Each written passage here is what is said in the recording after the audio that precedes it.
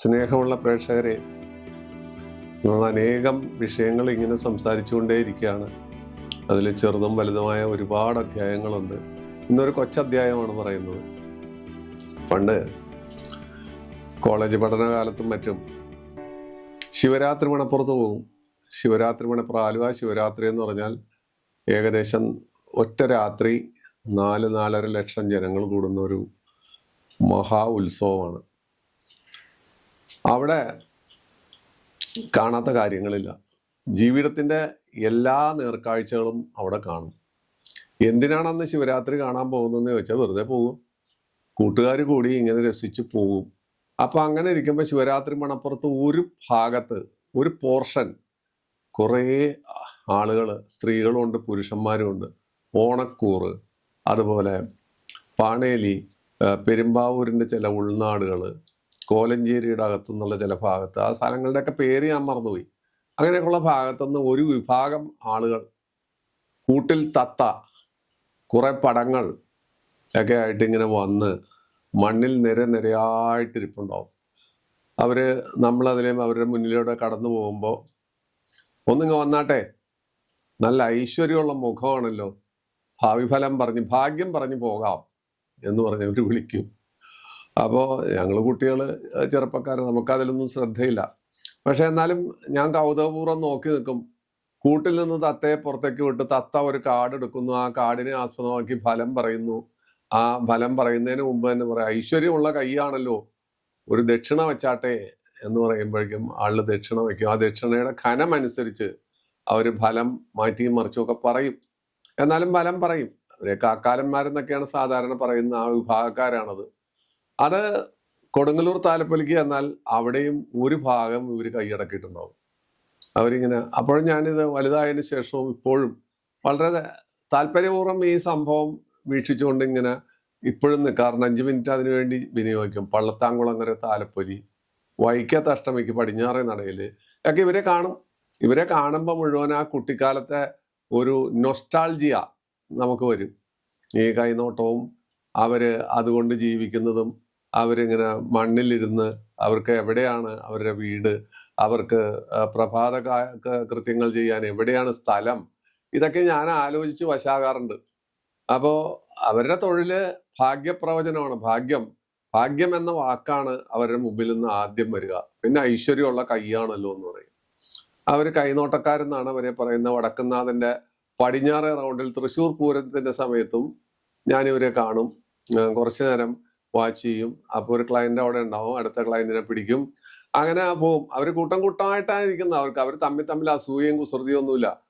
അടുത്തടുത്ത് ഇങ്ങനെ ഇരിപ്പുണ്ടാവും. അനേകം സ്ത്രീകളും പുരുഷന്മാരും ഒക്കെ ഉണ്ട് ഈ വിഭാഗത്തിൽ.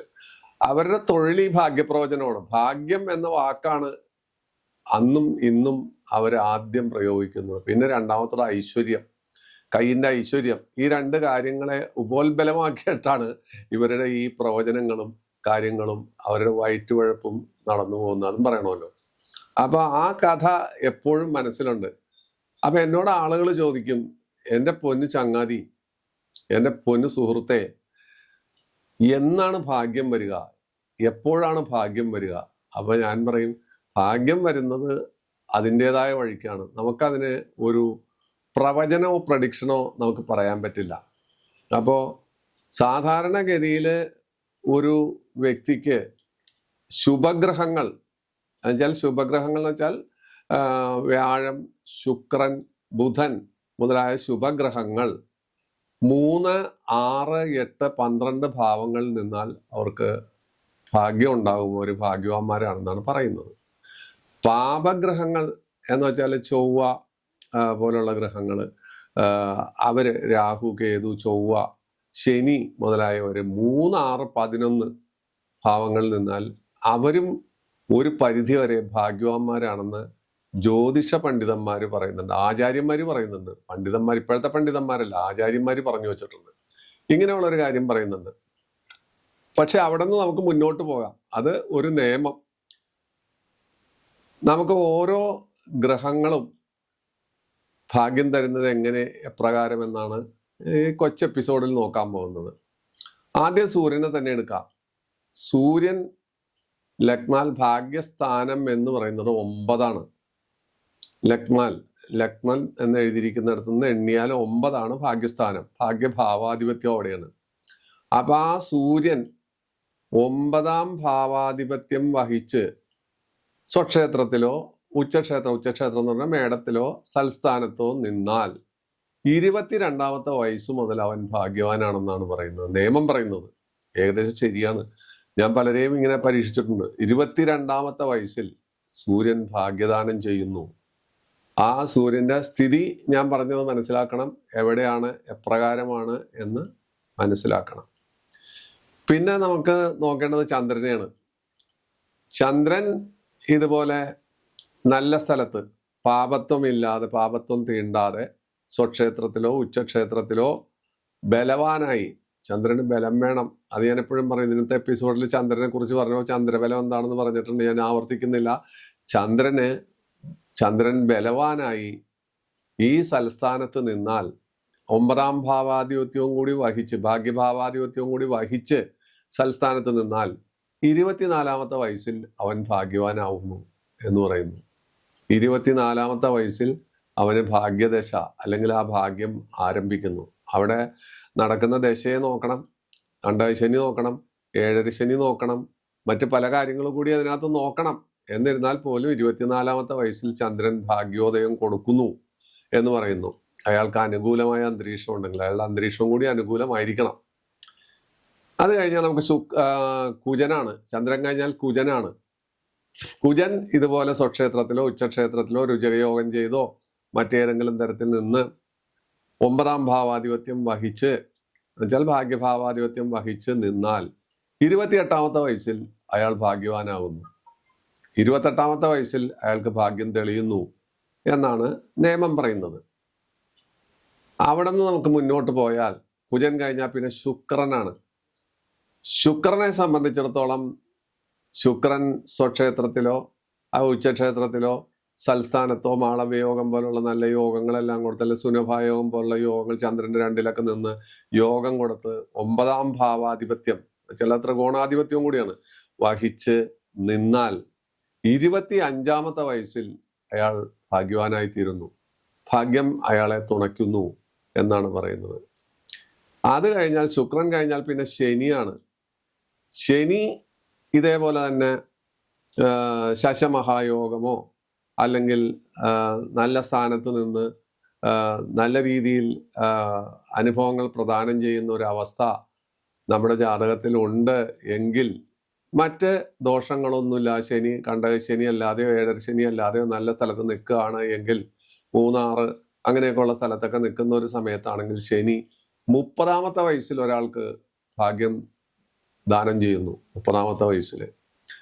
ഇനി വരുന്നത് വ്യാഴമാണ്. വ്യാഴത്തെ സംബന്ധിച്ച് വ്യാഴത്തിനും ഈ പറയുന്ന രീതിയിൽ തന്നെ വ്യാഴത്തിനും പിന്നെ ബുധനാണുള്ളത്. ബുധനും ഇങ്ങനെ വയസ്സിന്റെ പരിധിയോ കൊല്ലത്തിന്റെ പരിധിയോ ഇല്ല. വ്യാഴം സൽസ്ഥാനത്ത് നിന്ന് നമ്മുടെ ജാതകത്തിൽ അനുഗ്രഹിച്ചാൽ അത് ഭാഗ്യസ്ഥാനാധിപനാവട്ടെ മറ്റാരാവട്ടെ എന്താവട്ടെ അയാൾക്ക് എപ്പോൾ വേണമെങ്കിലും ഭാഗ്യം തരാനുള്ള അധികാരമുണ്ട്, അത് തരികയും ചെയ്യും. ചിലപ്പോൾ പക്ഷെ നീചം, മൗഢ്യം അതുപോലുള്ള കാര്യങ്ങൾ, നീചത്തിൽ നിന്ന് നീചഭംഗം തരികയാണെങ്കിൽ അത് ഭാഗ്യമാണ്. അങ്ങനെയുള്ള കാര്യങ്ങൾ വ്യാഴത്തിന് പ്രതികൂലാവസ്ഥ ഉണ്ടാക്കുമെന്ന് ഓർക്കണം കേട്ടോ.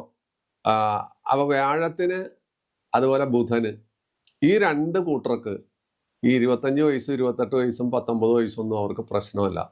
അവർക്ക് അവരുടെ നിൽക്കുന്ന സ്ഥലം ആ ജാതകത്തിൽ നല്ലതാണ് എങ്കിൽ ജീവിതത്തിന്റെ ഏത് തുടക്കം മുതൽ ഒടുക്കം വരെ ഭാഗ്യം തരാനുള്ള കഴിവുള്ള 2 ഗ്രഹങ്ങളാണ് വ്യാഴവും ബുധനും. അത് പ്രത്യേകം മനസ്സിലാക്കിയിരിക്കണം. വ്യാഴത്തിനും ബുധനും അങ്ങനെ ഒരു കാര്യമുണ്ട്. അതുപോലെ തന്നെ ഈ ഭാഗ്യവുമായി ബന്ധപ്പെട്ട ഒരു കാര്യമാണ് ശുക്രൻ കേന്ദ്ര ത്രികോണത്തിൽ നിൽക്കുക. കേന്ദ്രം എന്ന് പറഞ്ഞാൽ 4, 7, 10 കേന്ദ്രാധിപത്യ ദോഷം അവിടെ ഉണ്ടെങ്കിലും കേന്ദ്ര ത്രികോണാധിപത്യം വഹിച്ച് ശുക്രൻ നിന്നാൽ അവൻ ഭാഗ്യദാനം ചെയ്യും. പ്രത്യേകം ഓർത്തിരിക്കണം. ശുക്രൻ. ശനി തുലാം, ധനു മുതലായ ലഗ്നത്തിൽ അവൻ ഉച്ചബലവാനായിട്ടോ അല്ലെങ്കിൽ അവന് സ്ഥാനബലത്തോടു കൂടി നിന്നാലും അവൻ ഭാഗ്യം എന്ന് പറയുന്ന അവസ്ഥ ഉണ്ടാക്കുന്നു. അതുപോലെ തന്നെ മീനലഗ്നത്തിനും ആ ഒരു പ്രത്യേകത ശനിക്ക് കാണുന്നുണ്ട്. ആ മീനലഗ്നത്തിനൊക്കെ ശനിക്ക് പാപത്വം വരുന്നുണ്ട് എങ്കിൽ പോലും അത് വ്യാഴത്തിന്റെ ക്ഷേത്രമായതുകൊണ്ടും അതേ ആ അളവ് വെച്ച് നമ്മൾ ചിന്തിക്കുമ്പോൾ അവൻ സൽസ്ഥാനാധിപനായാൽ, ഭാഗ്യഭാവാധിപനായാൽ, അല്ലെങ്കിൽ മറ്റെന്തെങ്കിലും ഗുണങ്ങൾ ഉണ്ടെങ്കിൽ അവൻ ഭാഗ്യം തരുന്നുണ്ട്, അവൻ തരും. അത് പ്രത്യേകതയാണ്. രാഹു ബുധന്റെ കേന്ദ്ര ത്രികോണ ഭാവത്തിൽ, കേന്ദ്ര ത്രികോണം എന്ന് വെച്ചാൽ 4, 7, 10, 5, 9. കേന്ദ്രം എന്ന് വെച്ചാൽ 4, 7, 10.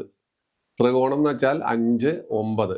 രാഹു ബുധന്റെ ഈ പറയുന്ന സ്ഥലത്ത് 4-ലോ 7-ലോ 10-ലോ അല്ലെങ്കിൽ 5-ലോ 9-ലോ നിന്നാൽ രാഹുവിന്റെ പാപത്വം മറന്ന് അവൻ യോഗകാരകനായി മാറും.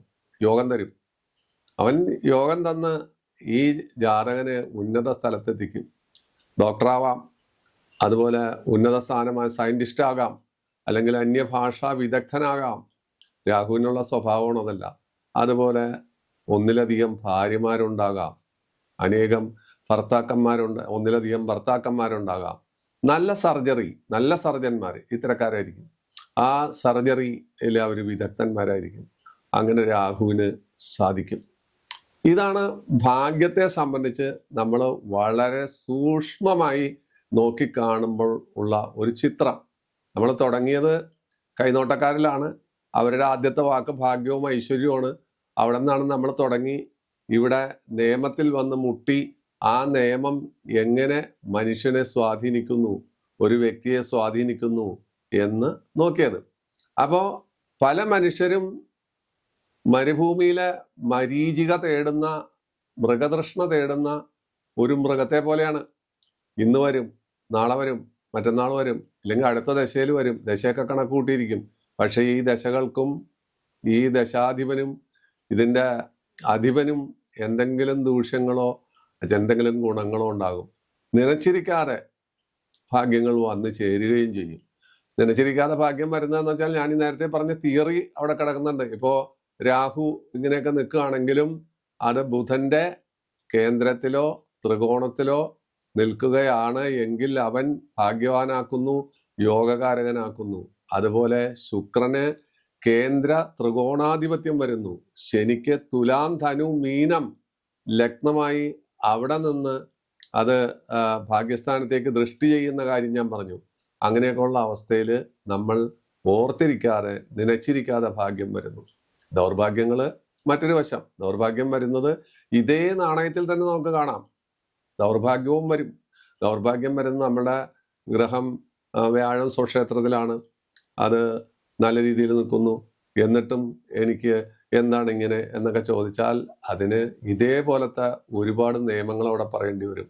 ആ വ്യാഴത്തിന് എന്തെങ്കിലും ദോഷങ്ങളുണ്ടാവും, ആ വ്യാഴത്തിന് ബുദ്ധിമുട്ടുകൾ പലതും ഉണ്ടാവും. അല്ലെങ്കിൽ ശുക്രനാവട്ടെ, മറ്റാരെങ്കിലും ബുധനാവട്ടെ, മറ്റുള്ള ചിലപ്പോൾ ബുധന് തൊട്ടാൽ മതി മൗഢ്യം വരും. സൂര്യനോട് ഏറ്റവും അടുത്ത് നിൽക്കുന്ന ഗ്രഹം ബുധനാണ്. ഏറ്റവും കൂടുതൽ മൗഢ്യം വരുന്നതും ബുധനാണ്.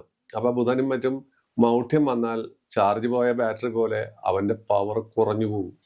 പല ഗ്രഹങ്ങൾക്കും പല ഗ്രഹങ്ങളുടെ സാമീപ്യം കൊണ്ടും ഈ പറയുന്ന ദൂഷ്യം കൊണ്ടും ഭാഗ്യം തടുക്കപ്പെടും. ഭാഗ്യം വരുന്ന വഴിയാണ് ഞാൻ പറഞ്ഞത്. ഭാഗ്യം വരുന്ന വഴി ഈ രീതിയിലാണ്. ഇത്രയും ഒരു ചെറിയ എപ്പിസോഡാണ് ഇന്ന് നമ്മളിവിടെ ചെയ്തിരിക്കുന്നത്. ഇത് നിങ്ങളുടെ മനസ്സിൽ തറഞ്ഞു നിൽക്കും എന്ന വിശ്വാസത്തോടു കൂടി തൽക്കാലം നമസ്കാരം പറഞ്ഞ് പിരിയുന്നു. വീണ്ടും കാണാം എല്ലാ ബുധനാഴ്ചയും ഞായറാഴ്ചയും. നന്ദി, നമസ്കാരം.